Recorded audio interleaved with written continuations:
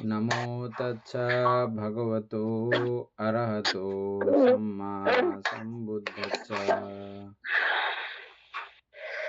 জগৎপূজ্য মহাকারণিক তথাগত সম্যক সম্বুদ্ধ শ্রীচরণে কৃতজ্ঞ প্রণাম নিবেদন করে পূর্ণ পারমিতে অংশগ্রহণকারী সকল উপাসক উপাসিকাগণের নিরোগ দীর্ঘায়ু সুখী জীবন তথা জ্ঞান বিমণ্ডিত জীবন কামনায় শুরু করতে চলেছে আজকের অভিধর্ম চর্চা ক্লাস।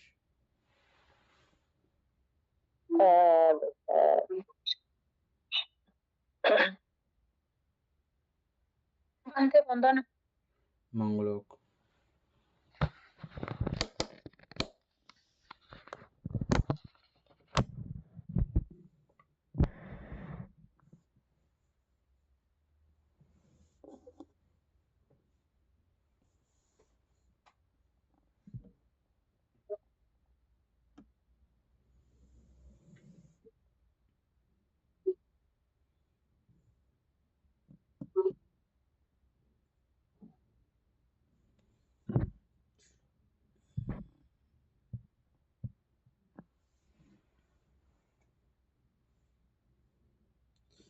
যাহার কামরাগনুসয় বিদ্যমান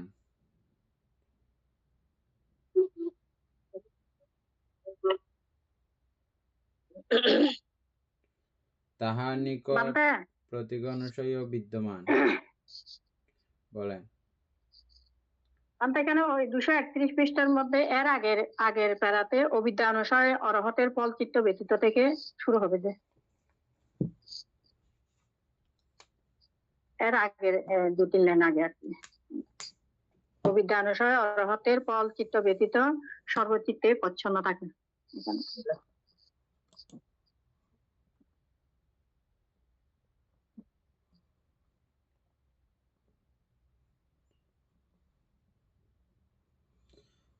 অবিদ্যা অনুসয় অরহতের ফলচিত্ত ব্যতীত সর্বচিত্তে প্রচ্ছন্ন থাকে।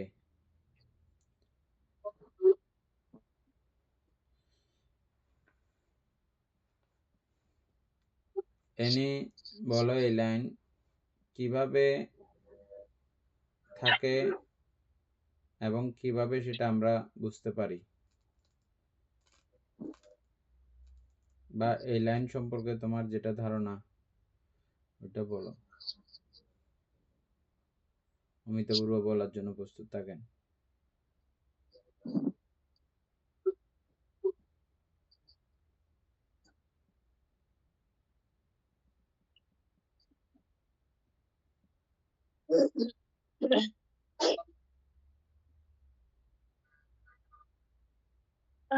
এখানে বলেছি যে অবিদ্যা অনুসয় অরহতের ফল চিত্ত ব্যতীত সর্বচিত্তে প্রচ্ছন্ন থাকে। অর্থাৎ আমাদের যে অবিদ্যাটা শুধুমাত্র মানে অরহত্ত ফল, মানে অরহত্ত লাভ করলে তখন আর অবিদ্যাটা থাকে না। অরহত্ত মার্গ পর্যন্ত আমাদের অবিদ্যাটা থেকে মানে থাকে। তো আমরা দেখেছি যে শ্রোতাপত্তি থেকে অরহত্ত মার্গ পর্যন্ত ওনাদেরও কিন্তু অবিদ্যাটা থাকে, মানে তবে সেটা মানে থাকে কিন্তু আমাদের যারা সাধারণ আছি না, পৃথক জনের মতো না আমাদের ফলটা অবিদ্যা, মানে অবিদ্যাটা। আর আমরা দেখেছি যে অরহত শ্রোতাপত্তি মার্গ এবং মানে অনাগামী মার্গ, ওনাদের কিন্তু যে ভব ইয়াটা, মানে শ্রোতাপত্তি মার্গকে আমরা 7বার জন্মগ্রহণের ইচ্ছা বা ওইটা কিন্তু দেখেছি, ভবর যে তৃষ্ণাটা থাকে আকারে। তারপরে অনাগামীকে দেখেছি 2টা, মানে অনাগামী মার্গ যারা লাভ করেন ওনারও কিন্তু জন্মগ্রহণ করার মতো সুযোগ আছে, যার কারণে ওনাদের এই অবিদ্যাটা থেকে যায়।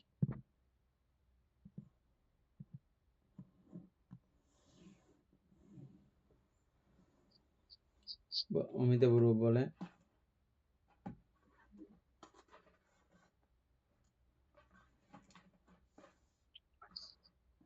বান্দা অবিদ্যা অনুসারে, যেহেতু অবিদ্যার কারণে আমাদের এখানে লোভ, দেশ, মোহ, তৃষ্ণা এগুলো মানে এগুলো সৃষ্টি হচ্ছে। তো এগুলো তো যতক্ষণ পর্যন্ত অরহত ফলে মানে উত্তীর্ণ হতে পারবে না, ততক্ষণ পর্যন্ত মানে এই অবিদ্যা অনুসারে থেকে যাবে, কোনো না কোনো ভাবে এটা মানে ফল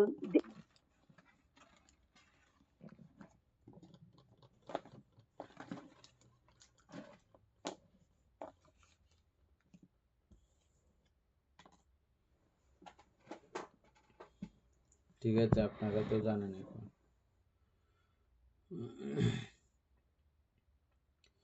তার মানে যতক্ষণ পর্যন্ত পরিপূর্ণভাবে অরহত শব্দটা বুঝলে হয়ে যাবে। অরহত মানে সমূলে সমচ্ছিন্নভাবে শত্রুকে বা বৈরীকে হত করা, একেবারে ধ্বংস করে দেওয়া, ওই নামটাই হচ্ছে অরহত। ওই অর্থেই অরহত। আমাদের লোভ, দেশ, মোহ এগুলোই হচ্ছে যে শত্রু, আর এখানেই শত্রুর চরম সীমায় পর্যবসিত হয়ে এখানে ধ্বংসপ্রাপ্ত হয়। সেজন্য আমরা যে চিত্তগুলো পড়েছি, প্রত্যেকটা চিত্তের মধ্যেই অবিদ্যা অনুসয় বিদ্যমান, শুধু অরহত চিত্ত ছাড়া।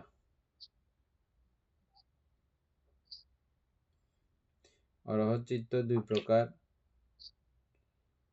অরহতের মার্গচিত্ত, অরহতের ফলচিত্ত। মার্গচিত্ত, ফলচিত্ত। এখানে ফলচিত্তটাই প্রতীয়মান। শ্রুতাপত্তি ও সকৃতাগামীর নিকট দৃষ্টি ও বিচিকিৎসা অনুসয় দুটি ব্যতীত অবশিষ্ট 5 অনুসয় বিদ্যমান। শ্রুতাপত্তি মার্গ লাভ করলে বিচিকিৎসা,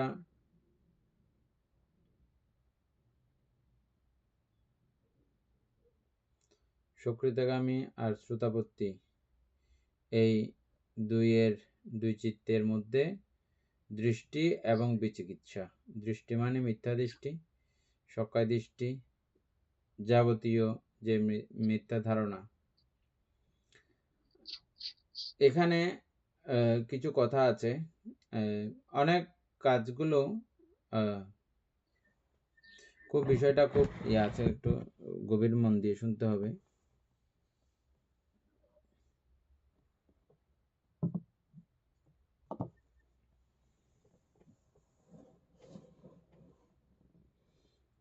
শ্রোতাবর্তী মার্গলাভের কাছে, সকৃতগামী মার্গলাভের কাছে দৃষ্টি থাকে না। কিন্তু দৃষ্টি না থাকলেও এই অবিদ্যা প্রচ্ছন্নভাবে থাকা মানে কি? তার মানে এখনো তিনি বিদ্যা পরিপূর্ণতা প্রাপ্ত হয় নাই, বা এখনো মিথ্যা দৃষ্টির আবেশ, মিথ্যা দৃষ্টির অবস্থা রয়েছে। এই দুই দিকে টানতেছে কিনা খেয়াল করেছো? ইনি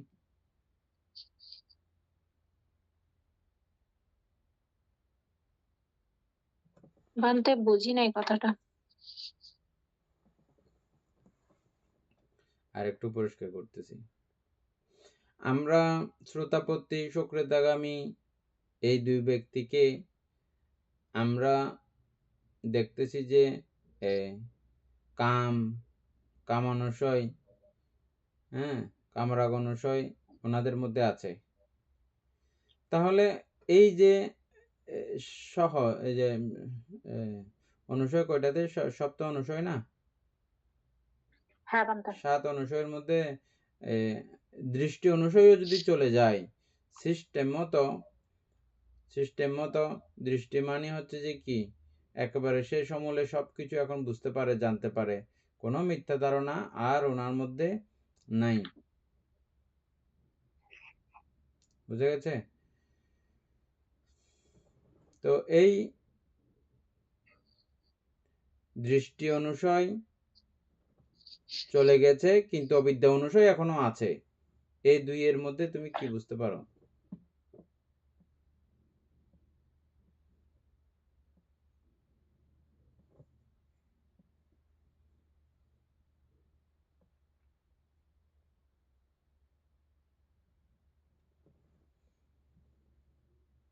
বুঝতে পারছো? এনি বুঝো নাই?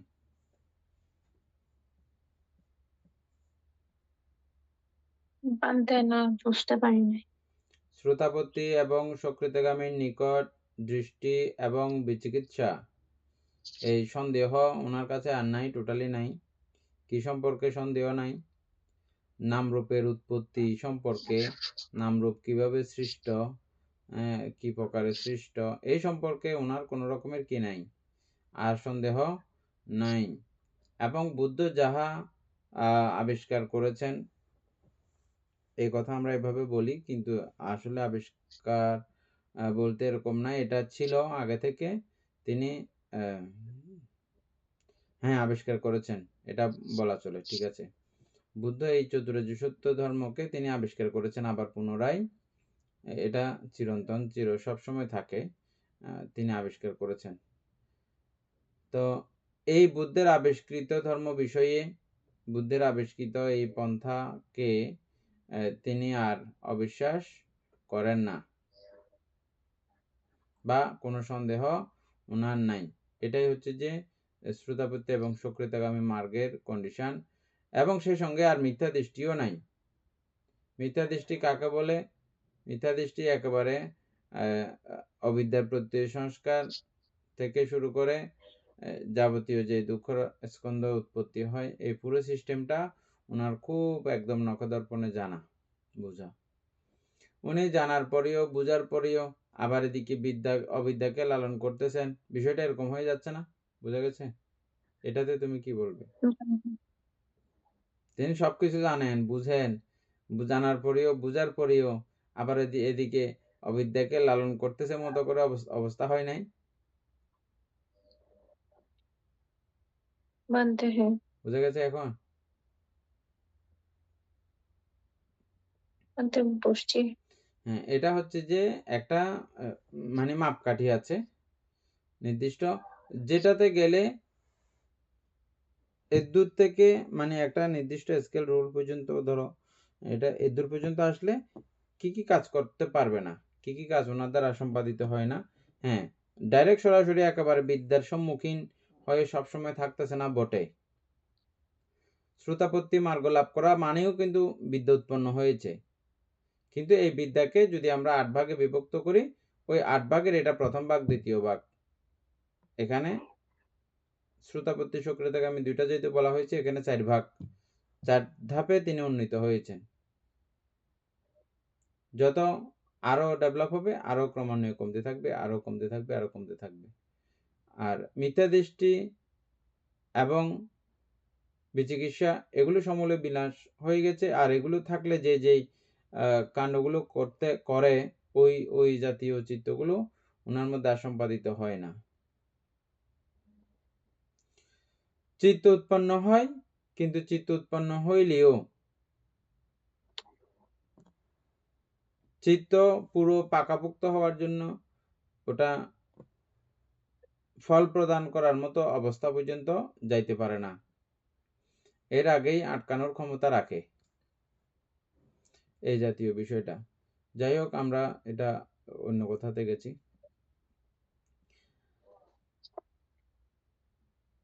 শ্রোতাপন্ন সকৃতগামীর নিকট এই দৃষ্টি ও বিচিকিৎসা অনুসয়, এই দুটি ব্যতীত অবশিষ্ট 5 অনুসয় বিদ্যমান থাকে। আর অনাগামীর নিকট মান, ভবরাগ, অবিদ্যা। অনাগামীর নিকট আরো কি কি ধ্বংস হয়ে গেছে? তাইলে 60টা ধ্বংস হয়ে গেছে। ওই 60টা বলেন তো মিতাপূর্ব।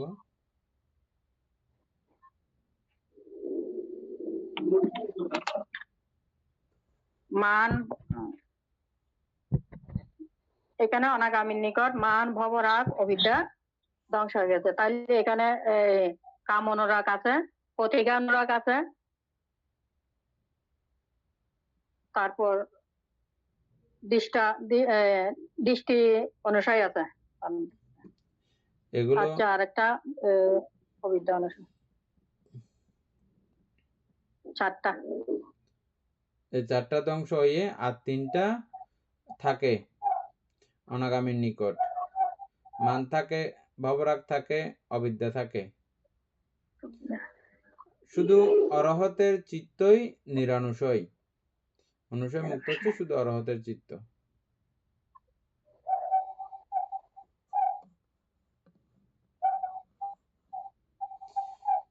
যাহার নিকট কামরাগ অনুষয় বিদ্যমান, তাহার নিকট প্রতীকানুষয় বিদ্যমান।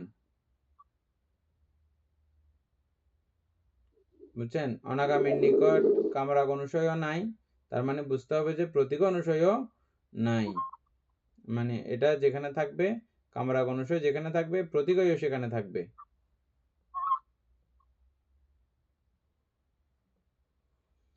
তার মানে ওই যে আমরা শ্রোতাপত্তি, সক্রেতাগামী, ওই 2 চিত্তের মধ্যে কিন্তু এই প্রতীক অনুষয়ও বিদ্যমান আছে, থাকে। কিন্তু থাকলেও এই প্রতীক কিন্তু সরাসরি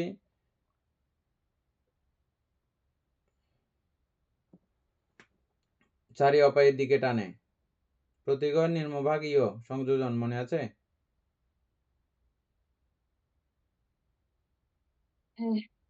প্রতীক সরাসরি নিম্নভাগীয় সংযোজন, কিন্তু হইলেও এটা শ্রোতাপত্তি মার্গলাভী, সক্রেতগামী মার্গলাভীর নিকট উৎপন্ন হইলেও এটা ওই পর্যন্ত যায় না।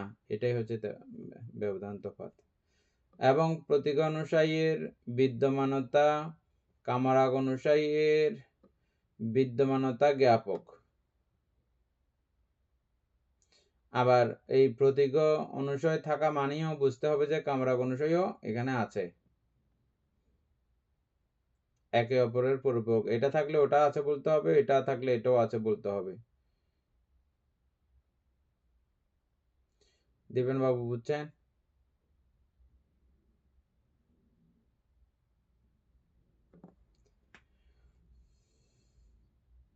বুঝতে পারছি।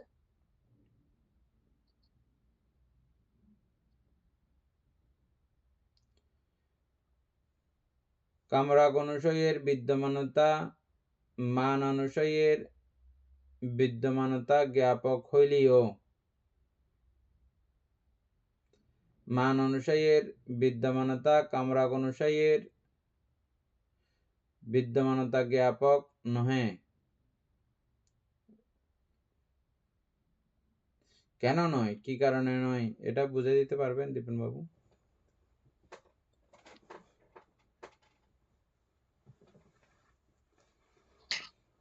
না ভাবতে পারবো না। এনে বুঝে দাও।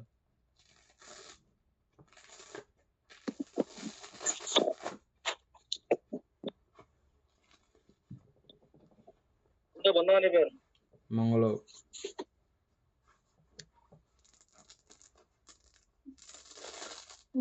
এখানে বলছে যে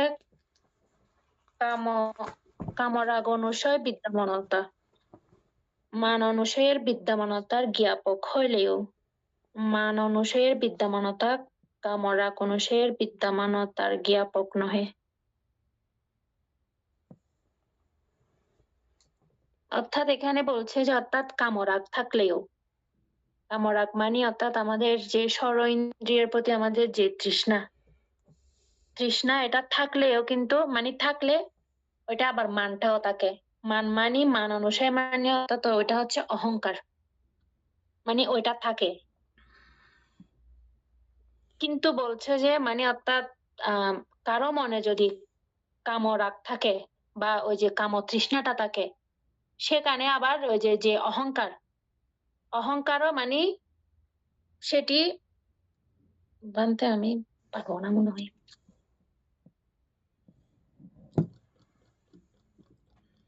মান তো আমরা চিনি খুব ভালো করে, আমরা কয়েকদিন আগে আলোচনা করলাম। মানের একদম গোড়ালি পর্যন্ত আমরা আলোচনা করে আসছি। আমি মানুষ বলে ধারণা বা আত্মা বলে ধারণা, এটাই চূড়ান্ত পর্যায়ের মান। কিন্তু আমরা স্বাভাবিকভাবে মান বলি যে শুধু বড় ছোট নির্ণয় করার মাধ্যমে, আমি তোর থেকে বড়, ওই সাইডটাকে আমরা বিশেষ করে আমাদের ভাষাতে মান বলি। কিন্তু অভিধার্মিক ভাষায় মান হচ্ছে যে ছোট বড় কারো সঙ্গে কারো তুলনা করার যেই মনোবৃত্তি যেখান থেকে উৎপন্ন হয়, ওটা মান কার্যক্রম থেকেই উৎপন্ন হয়। আচ্ছা, কামরাগ অনুষয়ের বিদ্যমানতা, যেখানে কামরাগ অনুষয় থাকবে বুঝে নিতে হবে সেখানে মান অবশ্যই আছে, অবশ্যই থাকবে, এটা প্রথম কথা। এর পরের লাইন হচ্ছে যে মান অনুষয় থাকলে আবার কামরাগ অনুষয় থাকতে হবে এরকম কোনো কথা না। মানটা অন্য কিছুর উপরেও নির্ভর করে, এটাই বোঝানো হচ্ছে। যেমন আমরা অনাগামীর বেলাতে, অনাগামী মার্গলাভীর বেলাতে, ফললাভীর বেলাতে আমরা কামনা দেখি না, কিন্তু মান দেখতেছি। বুঝে গেছে? কামনা দেখতেছি না, সেখানে কিন্তু মান দেখা যাচ্ছে। মান থাকলেই যে কামনা থাকবে এরকম কোনো কথা নাই, কিন্তু কামনা থাকলে মান থাকবে, এটা অবশ্যই। এই কথাটা, অন্য কিছু না। আশা করি বুঝতে পারছেন। আর না বুঝলে এটা আরো অনেক লম্বা দূরে যাইতে হবে, এত দূরে যাইলে আর ইয়ে হবে না, অ্যাডভান্স হবে না। এখন অমিতা পুরো বুঝছেন না? মোটামুটি বুঝছি, একটু বুঝছি আর কি। বান্দে এখানে অর্থাৎ বলছে যে মানে কামরাগ, যে কামর তৃষ্ণাটা ওইটা থাকলেও মানও থাকে, অর্থাৎ অহংকার হয়। আবার এটা বলেছে যে যে শুধুমাত্র মানে কামরাগ যদি নাও থাকে তবে মানটা থাকে, যে একটা আরেকটার পরিপূরক না। আমরা উপরে যেটা দেখেছি যে প্রতীক আর হচ্ছে কামরাগ, এটা কিন্তু একে অপরের পরিপূরক। কামরাগ থাকলে প্রতীক থাকবে, প্রতীক অবশ্যই উৎপন্ন হবে। আর প্রতীক যদি উৎপন্ন হয় কামরাগ অবশ্যই থাকবে।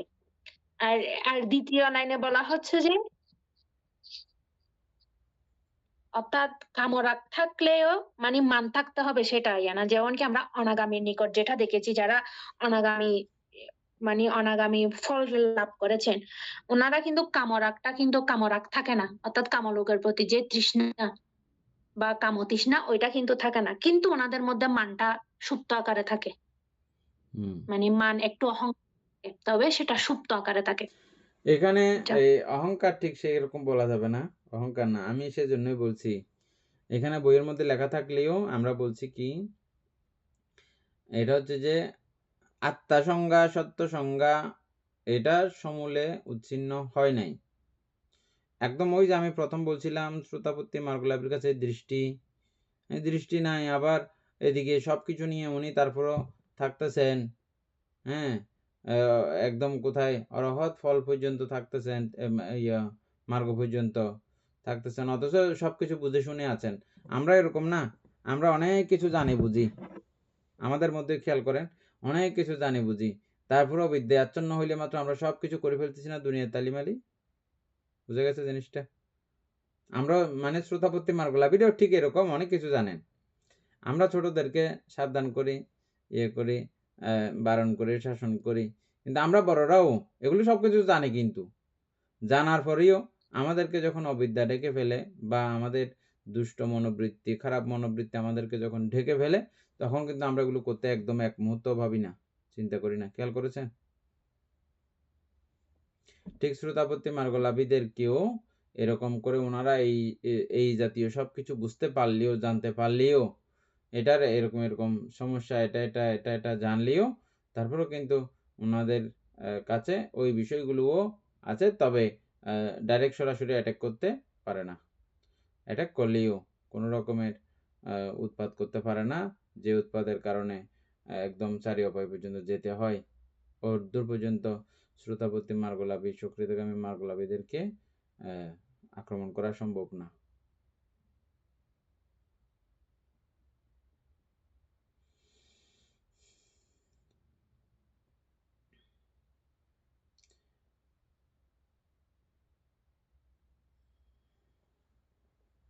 তাহলে শেষ হয়ে গেছে এগুলো না?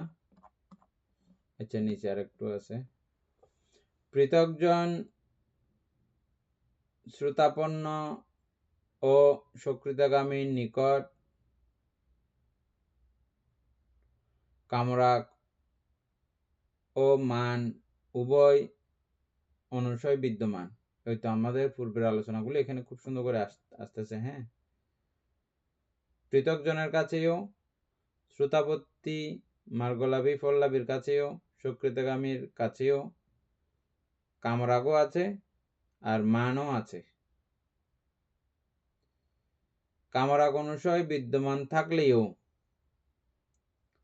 দৃষ্টি অনুশয় বিদ্যমান না থাকতেও পারে। কামরাগ আছে, কিন্তু আমি কামরাগের বশবর্তী হয়ে কামরাগের বিষয়গুলো উপভোগও করে, কিন্তু করলেও সেখানে আবার ওই দৃষ্টি অনুশয় নেই।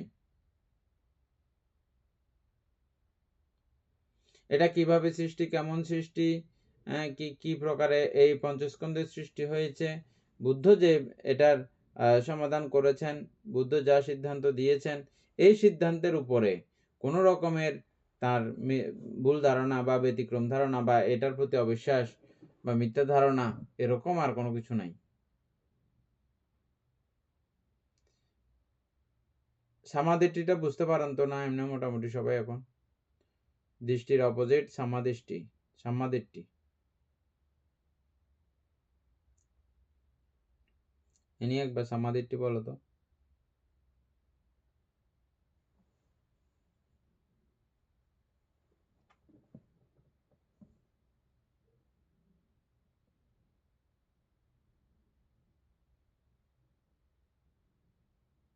ভান্তে সম্যক দৃষ্টির লাস্ট ইয়া হচ্ছে যে অর্থাৎ অনিত্য দুঃখ অনাত্মাকে দেখতে পাওয়াটাই হচ্ছে যে সম্যক দৃষ্টি,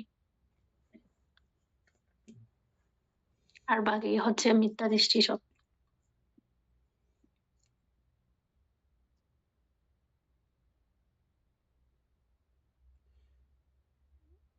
দুঃখে জ্ঞান, দুঃখের কারণে জ্ঞান, দুঃখ নিরোধে জ্ঞান, দুঃখ নিরোধের উপায়ে জ্ঞান, এভাবে বললে হবে। হ্যাঁ, এটা হচ্ছে সম্যক দৃষ্টি, আর বাকি সব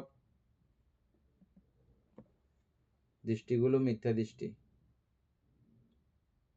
দুঃখে জ্ঞান না থাকলে তার মানে আমার সম্যক দৃষ্টি নাই। দুঃখের কারণে জ্ঞান না থাকলে আমার সম্যক দৃষ্টি নাই। দুঃখ নিরোধে জ্ঞান না থাকলে আমার সম্যক দৃষ্টি নাই। দুঃখ নিরোধের উপায়ে জ্ঞান না থাকলে আমার সম্যক দৃষ্টি নাই।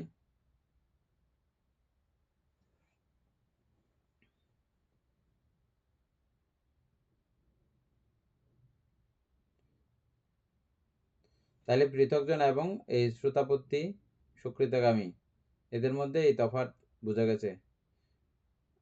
পৃথকজনের কাছেও আছে কামরাগ, আর সক্রিয়তাগামীর কাছেও আছে, কিন্তু থাকলেও এখানে দৃষ্টি সম্প্রযুক্ত নাই।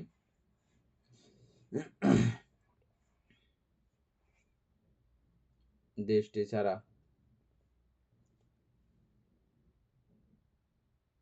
পৃথকজনের নিকট এই উভয় অনুশয় বিদ্যমান থাকলেও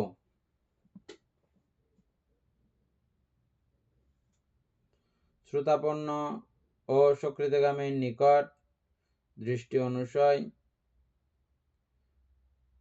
অবিদ্যমান। পৃথকজনের কাছে উভয় আছে, দুটোটা আছে, কিন্তু শ্রোতাপত্তি সক্রিয়তাগামীর কাছে দৃষ্টি অনুশয় অবিদ্যমান, কিন্তু মান আছে।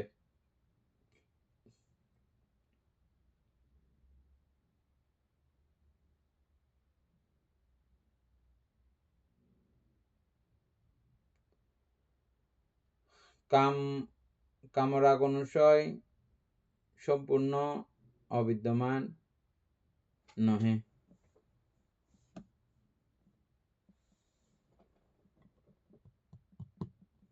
কামরাগ অনুশয় সম্পূর্ণ অবিদ্যমান নহে। এটা কি জন্য আসছে যে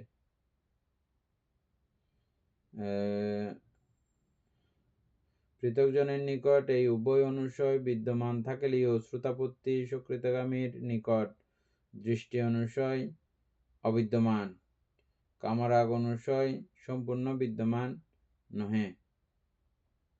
এটা মনে আছে এনি?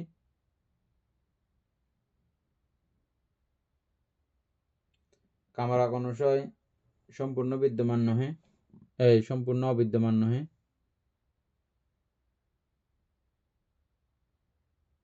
শ্রোতাপন্ন আর সুকৃতাগামীর নিকট।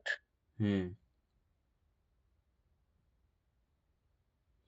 অর্ধেক অর্ধেক চিহ্ন হয় যে কি কি? সক্রেতগামের নিকট অর্ধেক চিহ্ন হয়। প্রথমে শ্রোতাপত্তির কাছে কি কি চলে যায়? সকাদিট্টি, বিচিকিৎসা, শিলব্রত, পরামর্শ, এই তিনটা একেবারে শেষ। তারপরে সক্রেতগামের নিকট কি কি ইয়া হয়? সক্রেতগামীর নিকট ধ্বংস হয় যে কি কি? হাফ হাফ, অর্ধেক অর্ধেক ধ্বংস হয় যে ব্যাপাদ আর কামরাগ, এই দুইটা অর্ধেক অর্ধেক ধ্বংস হয় শ্রোতাপত্তির কাছে। অনাগামী মার্গফল লাভ করলে সমূলে চলে যায়। এই জন্য হচ্ছে যে সম্পূর্ণ অবিদ্যমান নহে, মানে পুরোপুরি চলে যায় এমন না, অর্ধেক অর্ধেক থাকে, এই জন্য আর কি। হ্যাঁ, ওই কথাটা এখানে আসছে যে, বুঝা গেছে? সক্রেতাগামীর কাছে কামনা, শ্রোতাপত্তি মার্গলাভীর কাছে কামনা ফুল থাকে, আর সক্রেতগামী মার্গলাভীর কাছে অর্ধেক হয়ে যায়। অনাগামী লাভ করলে একেবারে শেষ।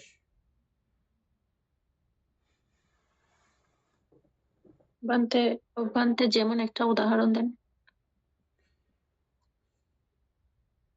কামনার একটা লেভেল আছে না, আমরা বুঝি না লেভেলটা? যেমন আমাদের বয়সে তারতম্যতা ভেদেও আমাদের কামনার লেভেল থাকে না একটা, ঠিক এখানেও শ্রোতাপত্তি এবং সক্রেতগামীর লেভেলের মধ্যে কামনার লেভেলটা এদের আলাদা, এদের আলাদা। শ্রোতাপত্তি মার্গলাভীর কাছে পুরো আছে, কিন্তু থাকলেও কোনো চর্যবৃত্তি অবলম্বন করতে পারেন না শ্রোতাপত্তি মার্গলাভী। আর পৃথকজনের মধ্যে তারা যে কোনোটা করতে পারেন, এদের বিশ্বাস নাই। পৃথকজনের কোনো বিশ্বাস নাই।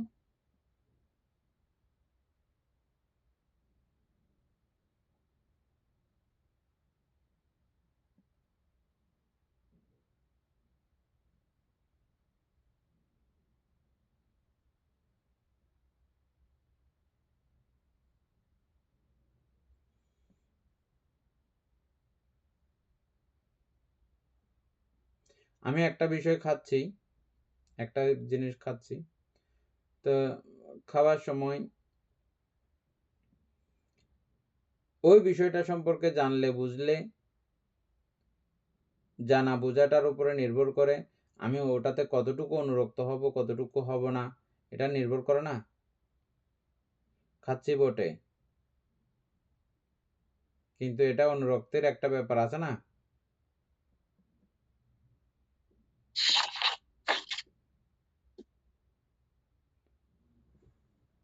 বুঝছো না? বান্তে এটা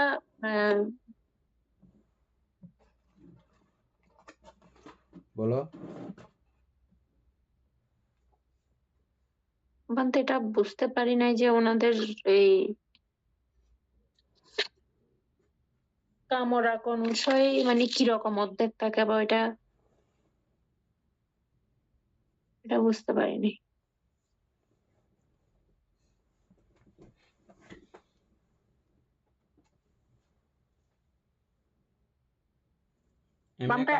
মানে কামরাগ থাকলেও পৃথকজনের মতো মানে ওইরকম সেরকম থাকে না আর কি। বানতে মানে কিছু থাকে, কিন্তু থাকলেও ওইটা মানে ওইটা ওনারা মানে ভোগ করার মতো সেরকম কোনো কিছু মানে আসে না, সেরকম হবে না। না, পৃথক জনের আর শ্রোতাপত্তির মার্গটা আলাদা দেখানো হয়েছে। আর এটা হচ্ছে যে শ্রোতাপত্তি মার্গলাভী এবং সক্রিয়তাগামী মার্গলাভীর কাছে, সক্রিয়তাগামী মার্গলাভীর কাছে কামনা পরিপূর্ণভাবে আছে, পরিপূর্ণভাবে কামনা আছে এবং সেটা তিনি পরিপূর্ণভাবে এই সমস্ত কামনীয় বিষয় তিনি উপভোগ করেন। চক্ষুকাম, শব্দকাম, গন্ধকাম, জিহ্বাকাম বা ষড়ইন্দ্রিয়ের কাম বা পঞ্চ ইন্দ্রিয়ের কাম তিনি পরিপূর্ণভাবে উপভোগ করেন। আর সক্রিয়তাকামের কাছে এই কামবাসনা, কামভাব, এটা শ্রোতাপত্তির যদি 100-তে 100 থাকে, তাহলে সক্রিয়তাকামের নিকট এটা অর্ধেক 50 হয়ে যায়। ইচ্ছা যেমন আমরা বয়সের তারতম্যের কথা উদাহরণ দিলাম, বয়স হয়ে যাওয়ার সঙ্গে সঙ্গে আমাদের অনেক বিষয় অটোমেটিকভাবে একটা বুজুর্গ ভাব চলে আসে না? এই বুজুর্গ ভাবের কারণে অনেক কিছু আমরা পরিবর্তন করে ফেলি না? মন মানসিকতাতে এগুলো কিন্তু একদম পরিপূর্ণতা আছে আমাদের। বুজুর্গ থেকে বুড়া শব্দের উৎপত্তি, আমরা বুড়া ডাকি না, বুড়া মানুষ, বুঝতে বুঝতে বুড়া হয়ে যায় আর কি। বুড়া শব্দটার মানে আবিধানিক একটা ব্যাপার আছে, বুড়া।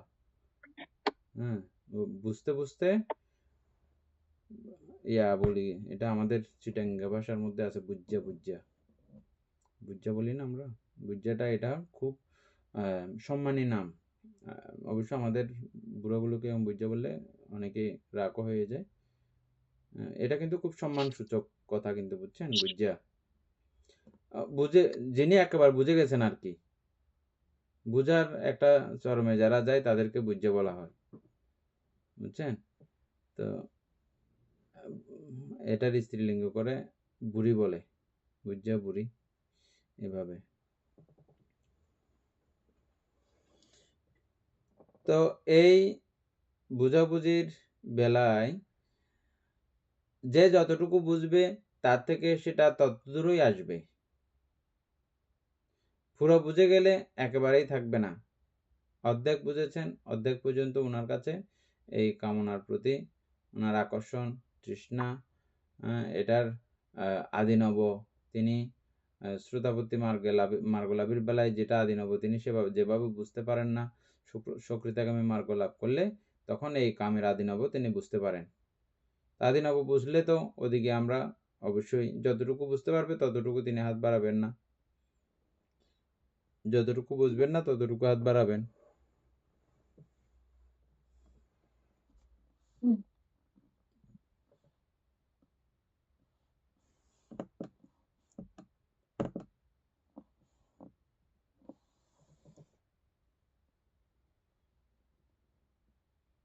তারপর এটা পরোয়ানি বৈকার্য।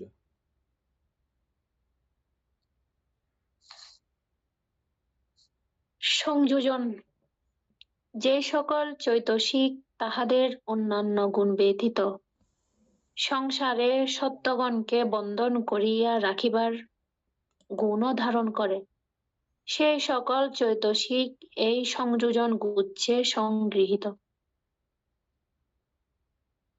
তন্মধ্যে সক্কারিষ্টি, বিচিকিৎসা, শীলব্রত পরামর্শ, কামরাগ ও ব্যাপাদ, এ পঞ্চ সংযোজন অধোভাগীয়, অর্থাৎ সত্যগণকে নিজ জন্মে দুর্গতিতে বন্ধন করে এবং রূপরাগ, অরূপরাগ, মান, ঔদ্ধত্য ও অবিদ্যা, এই পাঁচটি ঊর্ধ্বভাগীয়, অর্থাৎ ইহারা লৌকীয় সুগতিতে বন্ধন করিয়া রাখে, শুধু লোকোত্তর মার্গ ইহা ছিন্ন করিতে পারে। সক্কারিষ্টি, ব্যক্তিগত শাশ্বত আত্মার বিশ্বাস, আত্মবাদ। বিচিকিৎসা, অতীত, বর্তমান, ভবিষ্যৎকালে নিজের সত্তা সম্বন্ধে সংশয়। শীলব্রত পরামর্শ, শারীরিক কৃচ্ছ সাধন দ্বারা কিংবা ব্রত মানসাদির দ্বারা চিত্তশুদ্ধিতে ও মুক্তি লাভের বিশ্বাস। কামরাগ, কামলোকের সুখ সম্পদ, রূপ, শব্দ, গন্ধ আদির জন্য তৃষ্ণা। রূপভোগের জন্য তৃষ্ণা রূপরাগ এবং অরূপভোগের জন্য তৃষ্ণা অরূপরাগ। চৈতসিকের ব্যাখ্যায় বাকিগুলির অর্থ দ্রষ্টব্য। তন্মধ্যে অবিদ্যামোহ চৈতসিক।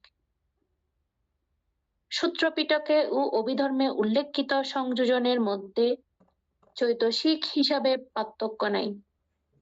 সূত্রের রূপরাগ ও অরূপরাগ সংযোজনদ্বয় অভিধর্মের ভবরাগ সংযোজন এবং অভিধর্মের ইচ্ছা ও মাৎসর্য সংযোজনদ্বয় সূত্রে প্রতীক সংযোজন দ্বারা পূর্ণ করা হইয়াছে।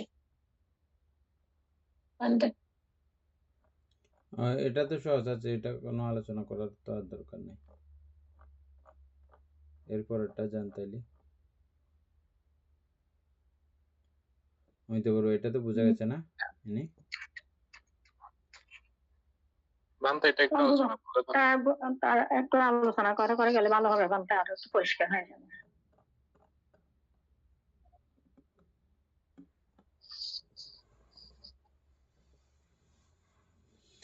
যে সকল চৈতসিক তাহাদের অন্যান্য গুণ ব্যতীত সংসারে সত্যগণকে বন্ধন করিয়া রাখিবার গুণ ধারণ করে, সেই সকল চৈতসিক এই সংযোজন গুচ্ছে সংগ্রহিত। মানে চৈতসিকের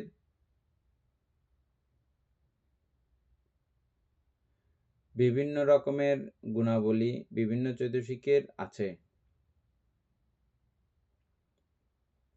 আমরা চৈতসিক সম্পর্কে এটাও জানি যে এক চৈতসিক অনেক চৈতসিকের সমন্বয়েই সংগঠিত। ওই চৈতসিকের মধ্যে ওই অবস্থাটা বেশি থাকে বলিয়া ওই চৈতসিককে ওই নামে ডাকা হয়। কিছুক্ষণ আগে আমরা দেখে আসলাম যে কামরাগ অনুশয় থাকলে অবশ্যই সেখানে বুঝতে হবে যে মান অনুশয় অবশ্যই আছে। এরকম কিছু ঘটনা আমরা কিছুক্ষণ আগেও দেখে আসলাম না? এখনই আমরা তো এরকম প্রত্যেকটা চৈতসিকের মধ্যে বিভিন্ন রকমের এরকম কোয়ালিটি আছে। আবার এক চৈতসিকের মধ্যে অন্যান্য চৈতসিকের আবেশও আছে। এটা খুব ভালো করে আপনারা এখন জানেন যে চৈতসিক এক একটাকে এক এক নামে ডাকলেও কিন্তু এক চৈতসিকের মধ্যে অনেক প্রকারের সন্নিবেশন ঘটতে বাধ্য, হতে বাধ্য, যেহেতু এগুলো মৌলিক না, এগুলো যৌগিক। চৈতসিক কখনো মৌলিক হতে পারে না। এ নিয়ে এদের পর্যন্ত কথা বুঝে গেছে?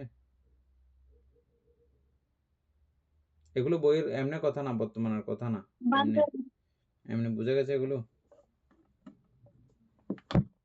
বান্তে এখানে মানে যে এই লাইনের মধ্যে বোঝাতে চাচ্ছে যে ওই এই কথাটা লাইনের নাকি? কথা বলছি না আমি, এটা অন্য কিছু বলছি। বুঝো নাই? না বান্তে।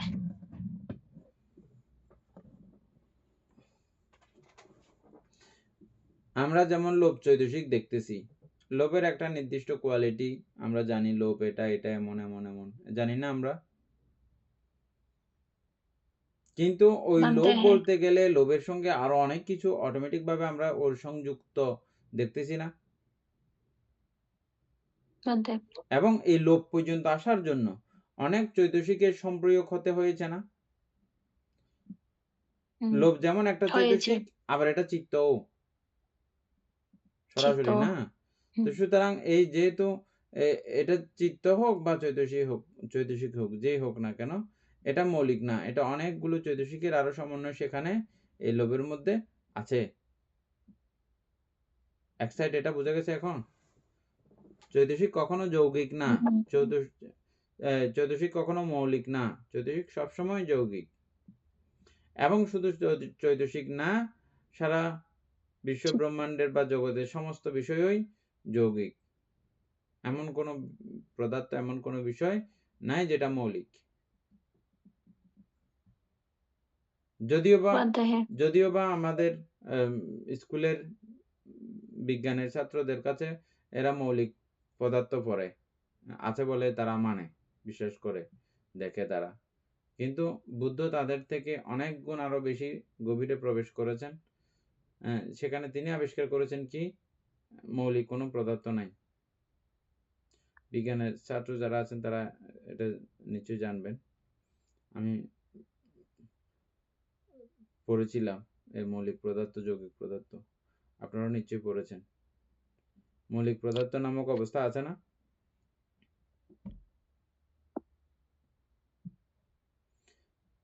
কিন্তু বুদ্ধ মতে বা প্রমাণিত করলে দেখা যাবে যে এই প্রমাণে যদি তারাও যদি মিলায়, তারাও বলবে যে তাহলে তো কোনো মৌলিক পদার্থ নাই। ঠিক বস্তুর মধ্যে যেরকম নাই, চৈতসিকের মধ্যেও কোনো মৌলিক অবস্থা নাই, সবগুলো যৌগিক অবস্থা। এটা একটা সাইড গেল। এর পরবর্তীতে আমরা এই লাইনের মধ্যে আসি। চৈতসিকের তাহাদের ব্যক্তিগত নানান গুণ, নানান অবস্থা তাদের আছে। যেটা অবস্থা সবচেয়ে বেশি প্রকট, ওই অবস্থার নাম ধরেই ওই চৈতসিককে ডাকা হয়। এটা লৌহ চৈতসিক, এটা দেশ চৈতসিক। এখানে অন্য কিছু যে নাই তেমন না, আছে, কিন্তু থাকলেও যেটার প্রকটতা বেশি থাকে ওই অবস্থায় ওটা ওই বিষয়ই ডাকা হয়। এদূর বোঝা গেছে? এ নিয়ে এবার বাদ্য গোষ্ঠী। এগুলো তো আছেও, এটা ছাড়াও কিছু চৈতসিকের স্পেশাল কিছু আরো গুণ আছে। সেই গুণগুলো হচ্ছে যে কি, সংসারে সত্যগণকে বন্ধন করিয়া রাখিবার গুণ। সংসারে বন্ধন করিয়া রাখিবার গুণ। সংসার কোথায়? 31 লোকভূমি তথা এই জগতে মধ্যে বন্ধন করিয়া রাখা, জগতের বাইরে যেতে না দেওয়া। জগতের বাইরে মানে কোথায়? শ্রোতাপত্তির নির্বাণের দিকে পৌঁছাতে নির্বাণ। না দেওয়া। জগতের বাইরে হচ্ছে যে নির্বাণ। আর এটা জগতের মধ্যে বা সংসারের মধ্যে। জগৎ বললেও অত্যুক্তি হবে না, জগতও বলা যাবে, সংসারও বলা যাবে। সংসারের মধ্যে সত্যগণকে, সংসার কাকে বলে? সঙ্গত অভিনয় সারত্ব বাস্তব। ওই এটা আমাদের এমনি অভিনয়কে কথা। বাস্তব এমনি মূলত সংসার হচ্ছে যে সংসরণকে, মানে সংসরণ প্রক্রিয়া জাত। এই সংসরণ প্রক্রিয়ায় যারা যারা নিবদ্ধ, আবদ্ধ, গুণায়মান, তাদেরকে সংসারী বলা হয়। আর এই যে গুণায়নের যে চক্র কার্যক্রম রয়েছে, ওটা পুরো বিষয়টাকেই সংসার বলা হয়। আমরা এই সংসারের মধ্যে গুণায়মান করতে করতে থাকি, আমরা সংসারী, সংসারে সংসরণকারী। আমরা বিভিন্ন কবিতাতে পড়েছি না, সংসারে সংসরণকারী।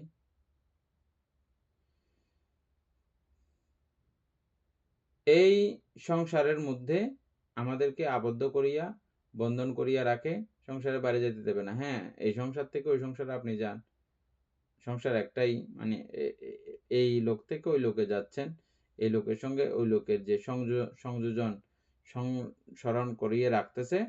এরকম কিছু চৈতসিকের নাম একযোগে সংযোগ করে এদেরকে নাম দেওয়া হয়েছে যে সংযোজন। এটা সব সময় এই লোক থেকে ওই লোক, ওই লোক থেকে এই লোক, মনুষ্য লোক থেকে ব্রহ্মলোক, ব্রহ্মলোক থেকে অমুক ব্রহ্মলোক, মনুষ্যলোক, এভাবে নানা জনিতে ভ্রমণ করিয়ে করিয়ে, সংযোজন করিয়ে করিয়ে রাখে। এরকম কয়টা চৈতসিক আছে? সংযোজন কয়টা? 10টা। 10টা। এখানে কয়টা লেখা হয়েছে? 10টা আছে এখানেও? 10টা আছে। অধোভাগীয় আর ঊর্ধ্বভাগীয়। অধোভাগীয় 5টা, ঊর্ধ্বভাগীয় 5টা। শিল্পী বড়ুয়া আবৃত্তি করেন 10 সংযোজন গুলো।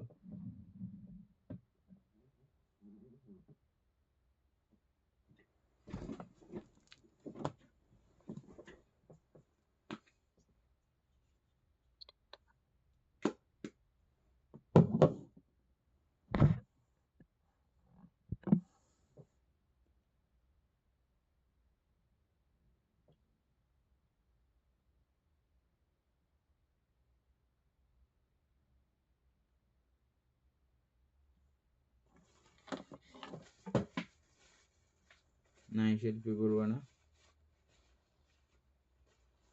অমিতা বড়ুয়া আবৃত্তি করেন।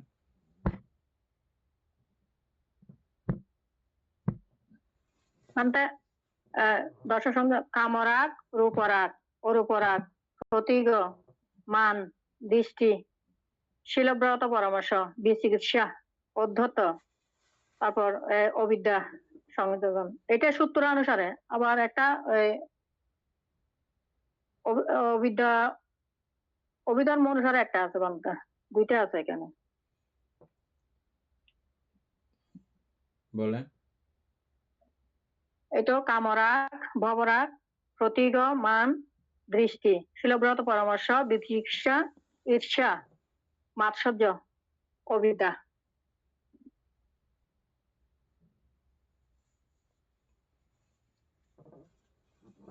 এগুলো হচ্ছে যে সংসারের মধ্যে বন্ধন করিয়া রাখার গুণও ধারণ করে।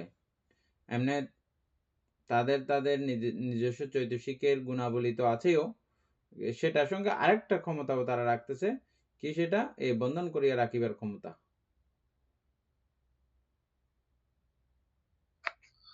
ভান্তে হ্যাঁ, এখানে যে চৈতসিক গুলোর সংযোজনে আছে, এগুলোর কিছু মানে একই চৈতসিক আমরা ইয়াতে দেখলাম, নিবরণেও দেখলাম, অনুসয়তেও দেখলাম। হ্যাঁ। তো নিবরণের গুণাবলীও এই চৈতসিকগুলোর কাছে ছিল, সেজন্য নিবরণ হিসেবে ডাকা হয় তাদেরকে। আবার অন্যান্য যে যে জায়গাতে এগুলো ছিল, 52 প্রকার চৈতসিক ছাড়া তো কিছুই নাই। এগুলো অমুক ভাবে বলা হইলেও, হ্যাঁ, মূল কথা হচ্ছে যে আসলে এই চৈতসিকগুলোকে যদি একদম ওই 52 প্রকার চৈতসিকের মধ্যে গিয়ে বিস্তারিত পুঙ্খানুপুঙ্খানুভাবে বোঝা যায়, এই জাতীয়গুলো সব ইজি, এগুলো একেবারে সহজ, ওই জায়গাতে বুঝে গেলে আর কি।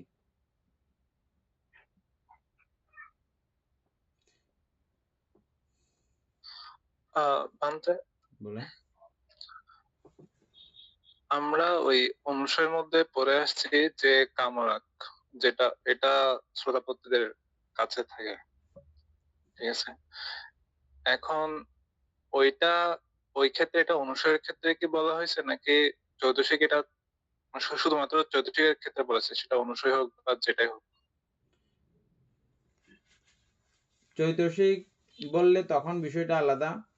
তবে আমরা এই অনুসয় বলি আর সংযোজন বলি, যাই বলি না কেন, এগুলো সবগুলো কিন্তু চৈতসিক আর কি, প্রকান্তরে সব চৈতসিক না।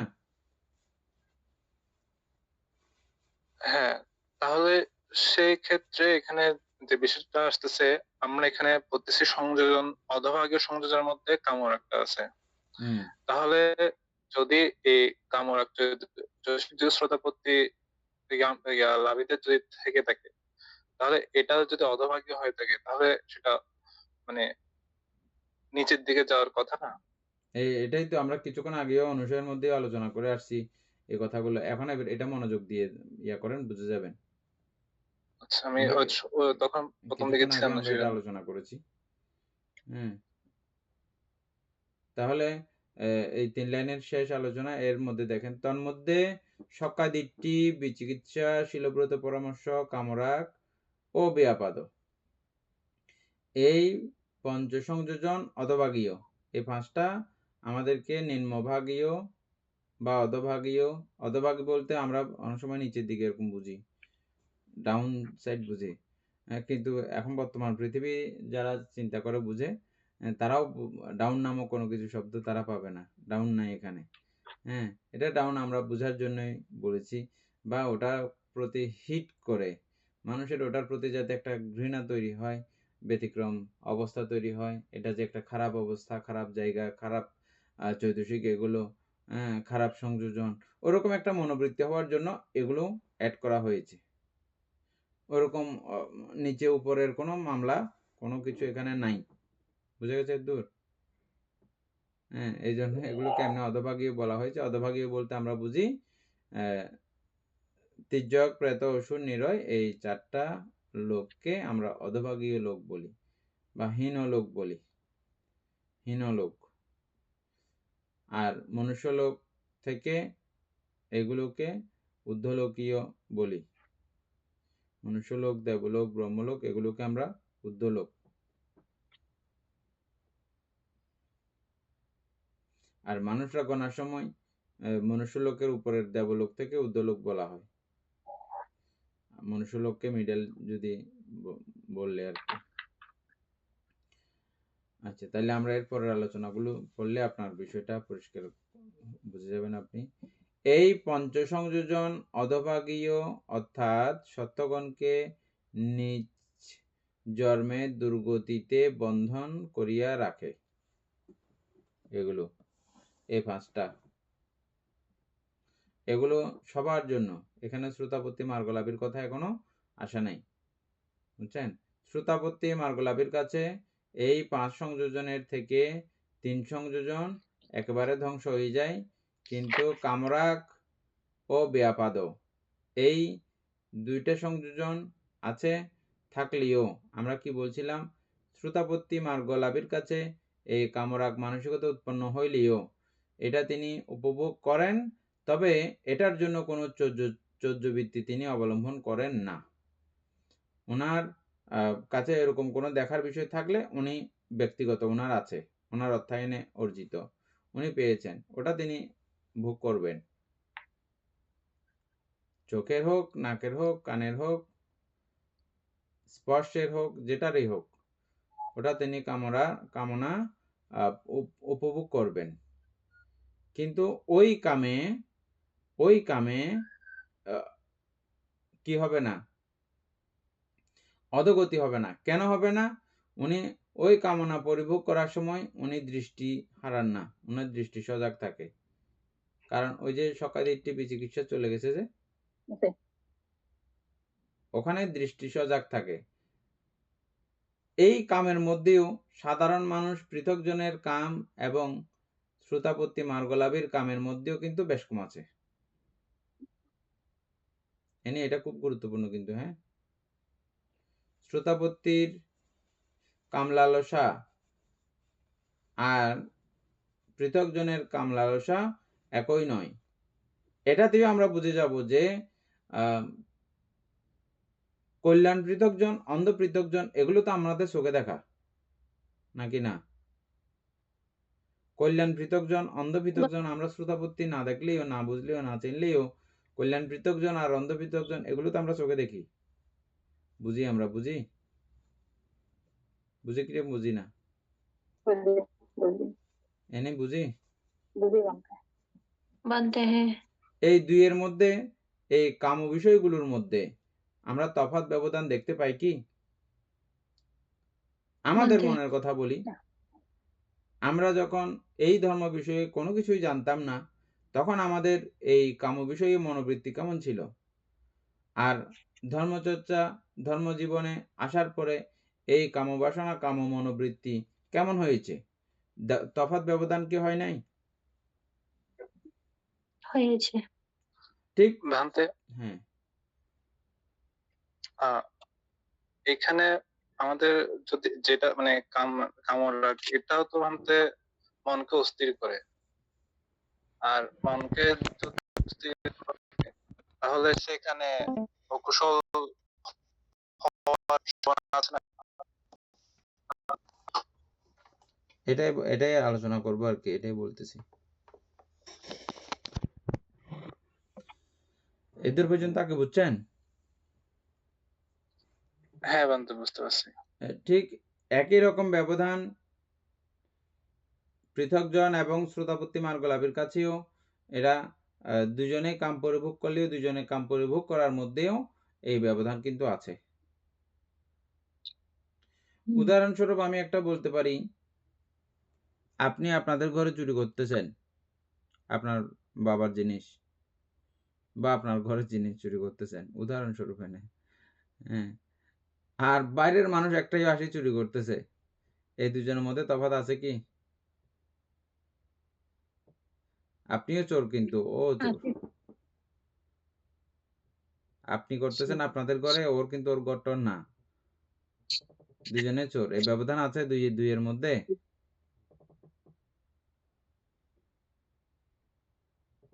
এই ব্যবধানটা বুঝতে পারেন? বানতে চুরি তো চুরি, সেটা ঘরে হোক বাইরে হোক। ব্যবধান আছে না, কে কতটুকু নিয়ে যাবে? বুঝতে পারছেন? আপনি চুরি করলে আপনাদের ঘর থেকে কি, কি নিয়ে যাবেন? আর বাইরের মানুষ একটা চুরি করলে আপনাদের ঘর থেকে কি, কি নিয়ে যাবে? গড়ের ইত্যারা যদি কালিয়ে দরকার মরি হলে জগুই না। ব্যাগ কিছু আনলে যে কি ভাই দে চোর ওই চোরে। কিন্তু ঘরের যে চোর ওই তো ওর চুরি করার সময় না আর মার তো অসুবিধা হয়ে যাবো কালিয়ে। হ্যাঁ, না আর বাবার তো অসুবিধা হয়ে যাবে। এই ভাবনা এই চিন্তা ঘরের চোরের, ঘরের ছেলের এটা থাকে। কিন্তু বাইরের চোরের এটা থাকবে না।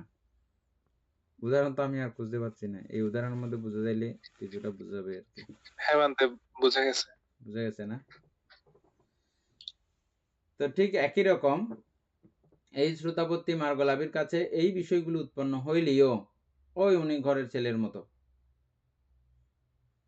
উনার একটা বাইন্ডিংতা আছে, ওই বাইন্ডিং এর বাইরে তিনি অতিক্রম করেন না।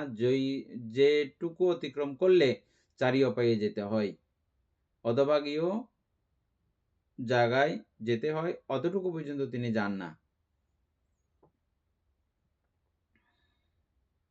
এই হচ্ছে ব্যবধান, কিন্তু উৎপন্ন হয়।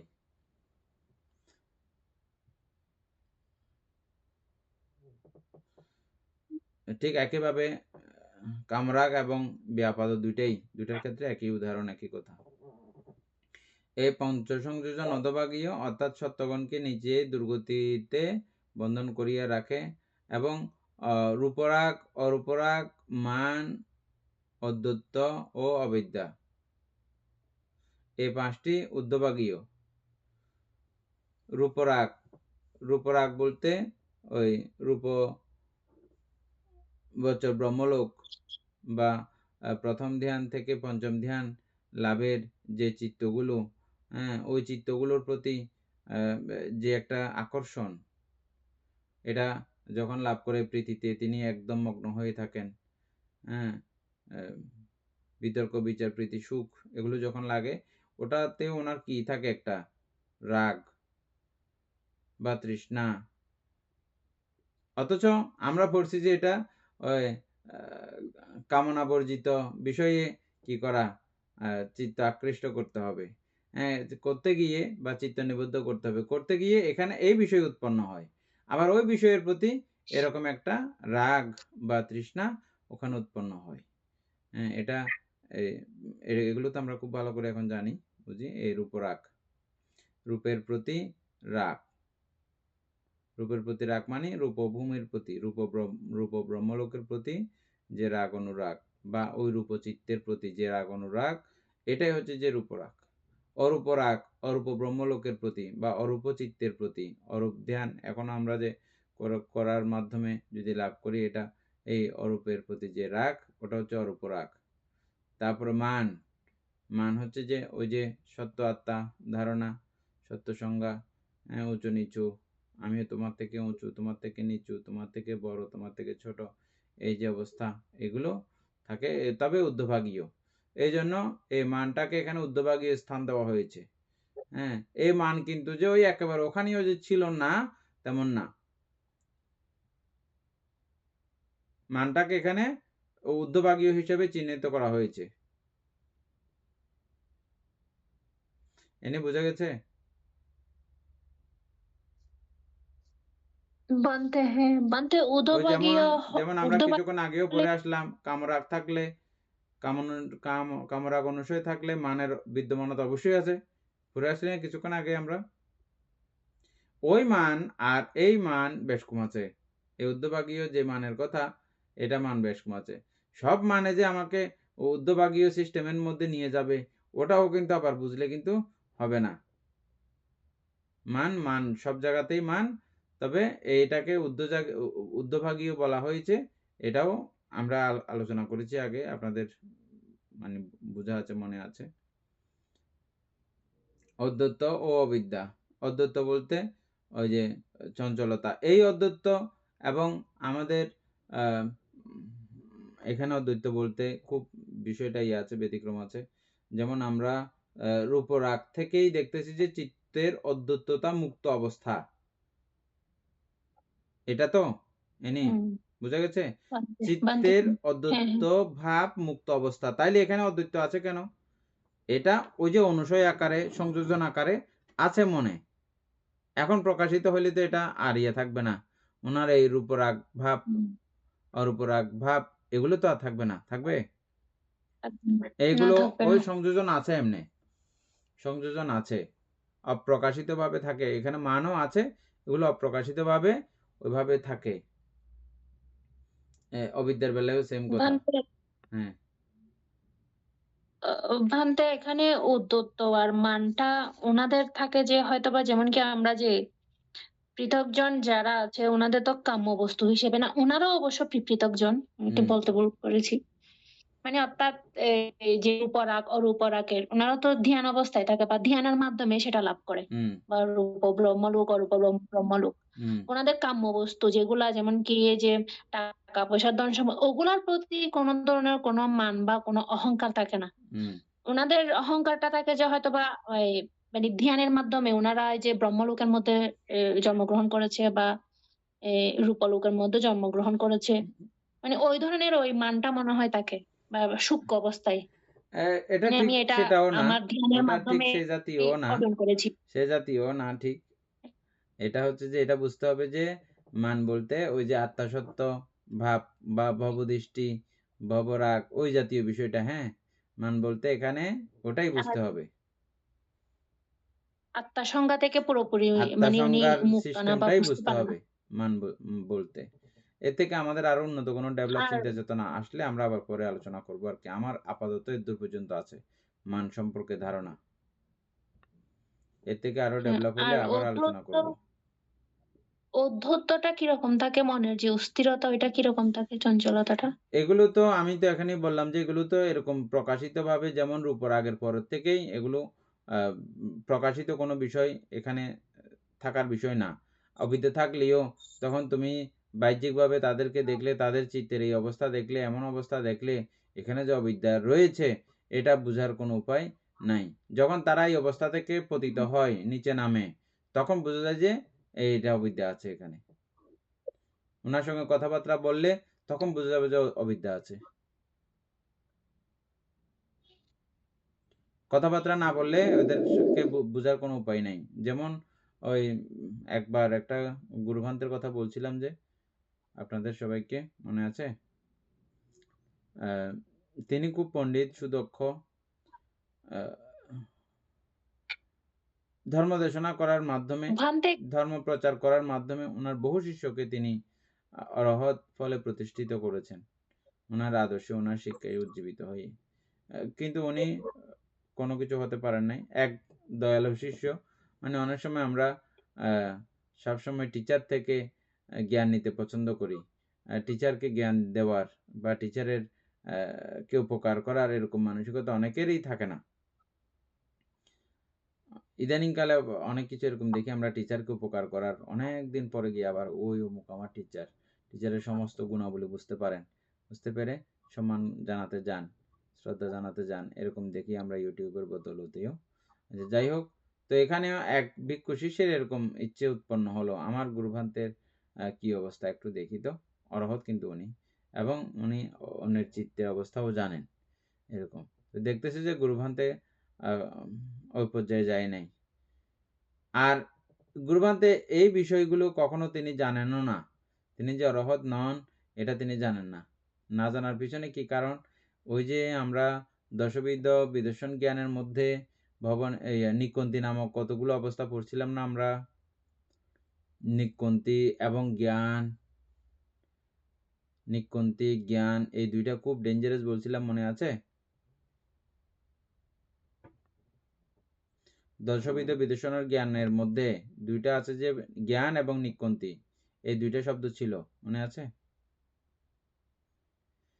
জ্ঞান মানে উনি পুরো জগতের মধ্যে কোথাও কখনো নিত্য বলার মতো অবস্থা দেখেন না। এবং সুখ বলার মতো অবস্থা দেখেন না। আত্মা বলার মতো অবস্থা দেখেন না। একদম সবসময় দেখেন যে অনিত্য, দুঃখ, অনাত্মা এভাবেই দেখেন। এটাকে জ্ঞান বলা হয়। এটা পাইলে, এটা থাকলে উনি তখন নিজেকে অরহত বলে ভাবতেও উনার কুণ্ঠিত বোধ হয় না। সেই সঙ্গে উনি খুব ঋদ্ধি শক্তি সম্পন্ন, অনেক ঋদ্ধি ওনার ভালো, খুব কৌশলে মানে আয়ত্তের মধ্যে আছে ঋদ্ধি সহ। আর নিকুঞ্তি, নিকুঞ্তি মানে এটা একেবারে তৃষ্ণার মানে আছে বলে, তৃষ্ণা এক জায়গায়ও এক কোণেও একটুও করেও যে আছে এটা বোঝা যায় না, বুঝতে পারেন না, নাই বলেই ওনার কাছে মনে হয়, এটাকে নিকুঞ্তি বলা হয় এরকম। এটা আচ্ছা আবার কখনো পড়লে এইখানে আমরা পাবো লাস্টে গিয়ে আবারও, আগে তো আমরা পড়ছিলামও, আবার পাবো। তো ওই জায়গাতে গেলে নিজে অরহত কিনা এটা বোঝার মতো ওই অবস্থা আর থাকে না, বা বুঝে না, আর নিজেকে অরহত বলেই মনে হয়। কিন্তু শিষ্য এটা জানে উনি অরহত না, এজন্য গুরু ভান্তেকে শিক্ষা দেওয়ার জন্য ভান্তেকে বললো, ভান্তে আপনি কি বাঘ বানাইতে পারেন রীতি দ্বারা? পারি তো, এটা তো কোনো ব্যাপার না, দেখি বানান তো।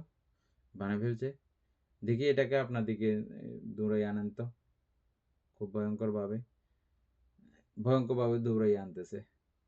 তা আনতে গিয়ে তিনি হঠাৎ করে দৌড়ে পালাচ্ছেন। শিষ্য জীবনের এক কোণাতে ধরল ভান্তে। অরহত তো ভয় পায় না। কেন? কারণ তিনি নামরূপ থেকে মুক্ত, তিনি তো ভয় পান না। এটা বলছে মাত্র পুরো ওনার বোধ শক্তি চলে আসছে, কারণ তিনি তো জানেন পুরো পিটকীয় আলোচনা গবেষণা ওনার আছে না, উনি পুরো বিষয়টা জানেন, আর বুঝতে দেরি হলো না। তারপরে সঙ্গে সঙ্গে শিষ্য থেকেই আবার নতুন করে কর্মস্থান, ওনার সবকিছু জানা আছে, তারপরও শিষ্য থেকেই তিনি কর্মস্থান গ্রহণ করেছিলেন পুনরায় আবার। মানে আমি কি করব, আমাকে সুন্দর একটা তুমি গাইডলাইন দাও। হ্যাঁ, কর্মস্থান যখন নেয়, কর্মস্থান যা দিবে ওর বাইরে এক কদমও নির্বিষ করবে না, বরাবর যেমনে বলে এমনে করা, এটাই হচ্ছে যে কর্মস্থান গ্রহণকারীর নিয়ম আদর্শ। আমরা তো বললে আমরা এমনি ধ্যানের কোর্স করলেও যা বলে সবসময় আমরা পরিপূর্ণভাবে সবকিছু করি না, কিন্তু কর্মস্থানের নিয়ম হচ্ছে যে পরিপূর্ণভাবে করতে হবে।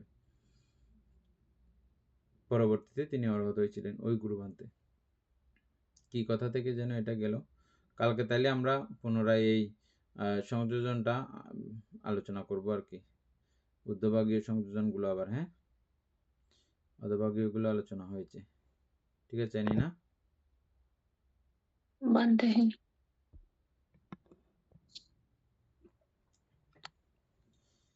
সধর্মপ্রাণ প্রিয় উপাসক উপাসিকা বৃন্দ, এতক্ষণ যাবৎ আমরা অভিধর্ম চর্চা করেছি, এতে আমাদের অপ্রমেয় পুণ্য সাধিত হয়েছে। এই পুণ্যরাশি অনন্ত চক্রবাসী সত্যগণকে দান করছি, গুরুভান্তিদিওকে দান করছি, মাতা পিতাগণকে দান করছি, এবং এই পুণ্যের কাছে আমরা প্রত্যেকেই প্রার্থনা করব নির্বাণ লাভ অবধি অসৎ ব্যক্তি মূর্খ ব্যক্তি পাপমিত্রের সংসর্গ লাভ না করে সদা সর্বদা জ্ঞানদর্শী কল্যাণ মিত্রের সান্নিধ্য সংসর্গ লাভ করতে সক্ষম হই। এইরূপ সাধু কামনা পোষণ করে আজকের মতো ক্লাস এখানে সমাপ্ত করছি। সাধু। সাধু সাধু সাধু।